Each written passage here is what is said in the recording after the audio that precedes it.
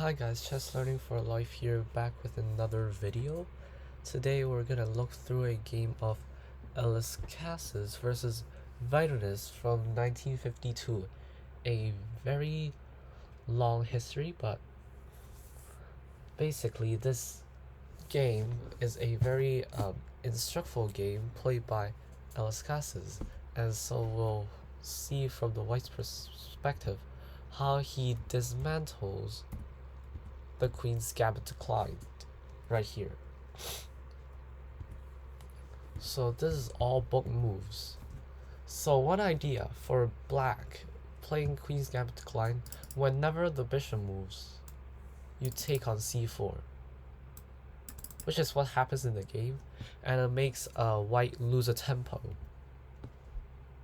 c5 striking right back in the center, a very strong pawn break. And this creates a isolated d pawn. I don't really understand why knight takes is the second best move. Although it says the best, the engine is saying that e takes is better. And this move is basically black saying, I want to trade everything, I want to go into the endgame, and I want to hunt down this d pawn. I'll prove this wrong, and to prove that there's no compensation for an isolated d pawn. So here white plays a very creative move, a queen d2, to protect the bishop, and this allows for the knight to take, and this may be very strong combined with some queen here and in here ideas. After this and here, it will force a very overextension on the king side and dark square weakness. So this move by black is actually very questionable, because this knight is actually a very key defender of the king side. Like, hopping the knight back to f6 would not be a problem. But instead, black hops in for the trade. And now look at this pawn structure, it's very strong. And then there's no defenders for the king side. Now his idea was to trade and hop the knight back into the spot. Now white f4 may be given an inaccuracy, but later it will show that it's actually a very strong outpost for the knight not to take the bishop, because the knight is stronger than the bishop now. And now knight f6, so this is his idea.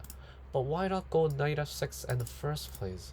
Why trade it off and then go boom boom?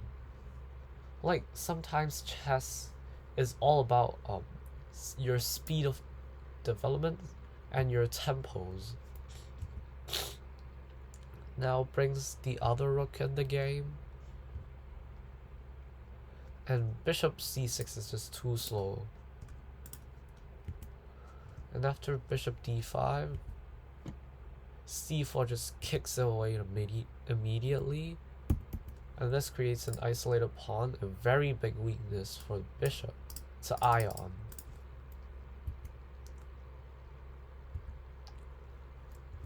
Now can you see, normally you would think that, oh, a rook for 2 minor pieces, that's a very good trade. It is a very good trade. But look at this. Or even here.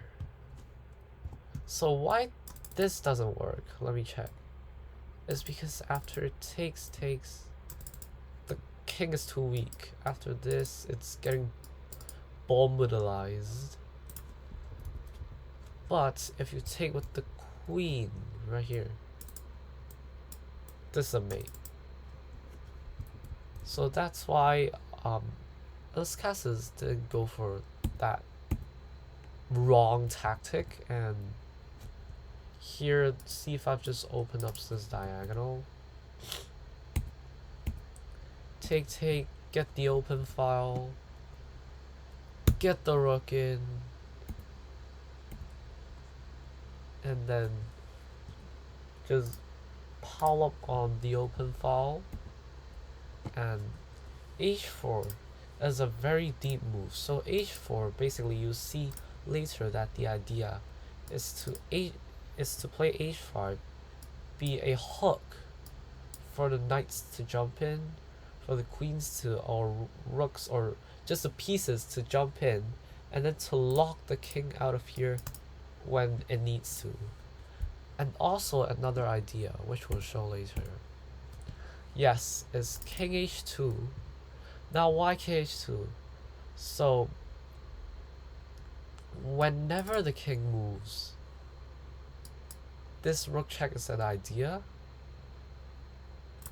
So let's pretend it goes to h6. So queen takes d4 would not be a check. And this is very important. King h8. I don't really understand king h8 though.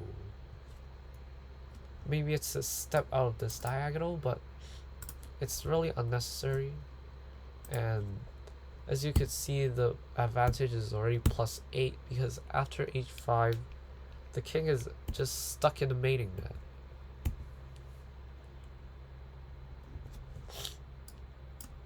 Why didn't he go bishop takes, bishop takes? Because this is a very big threat, and you just cannot stop this threat. Therefore, here, can you spot the brilliant move to end this game? Pause the video. So the brilliant move here is rook takes f6, given a double exclamation mark brilliancy. So why does this work? Let's look at some top lines. If pawn takes, queen takes, not taking the pawn, but actually this is faster. After king g8, this is mate. Rook back. Now you take this pawn, because this is checkmate. Now let's go back. There is bishop takes bishop, but now a check first, and then take the bishop with check. Now here you target this pawn and it's gonna fall. Like your queen cannot protect it, so this is the best chance. But h takes g6 check. If king here, then this is mate. If king back, there is g7 check. The engine is just showing everything. Like, this is very fascinating. Forced to block, and it's wow. It's not knight here check because the king comes up. This is mate, and this is mate. Wow. So the game ended in a very sharp and tactical position, and white, clearly a very good player, converted the advantage very precisely. And some takeaways: this is how to beat the queen's gambit decline, and this a very spicy tactics, and this is how to convert a positional advantage to attack on the king side. And I hope you enjoyed today's video. I hope you learned something. Make sure to like and subscribe for more chess content. I'll see you all next time. Bye.